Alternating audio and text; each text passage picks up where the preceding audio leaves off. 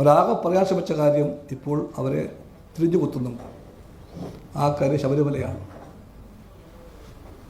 നീണ്ടുപോകും തോറും ഓരോ ദിവസം കഴിയും തോറും ഓരോരോ UDF പ്രമാണിമാർ അന്വേഷണ മുനയിലാണ്.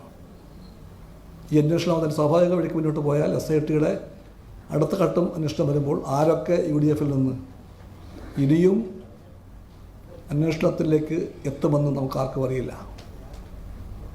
ഇപ്പോൾ ഒടുവിലെത്തിയ പേര് UDF കൺവീനറായിട്ടുള്ള അടൂർ പ്രകാശിൻ്റെ പേരാണ്.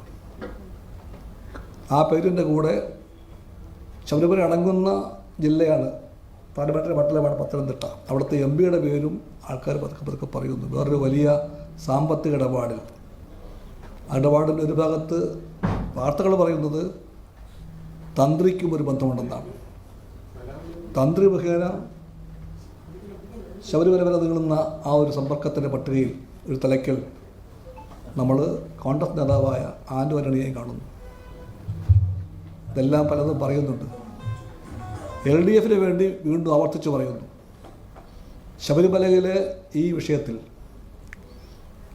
ഒരു തരി സ്വർണമെങ്കിലും ഏതെങ്കിലും ഒരാൾ അപഹരിച്ചു വന്ന് തെളിഞ്ഞു കഴിഞ്ഞാൽ അതാരെ തന്നെയായാലും ഏത് രാഷ്ട്രീയമായാലും ആ വ്യക്തിയെ സംരക്ഷിക്കാൻ LDF ഉണ്ടാവുകയില്ല.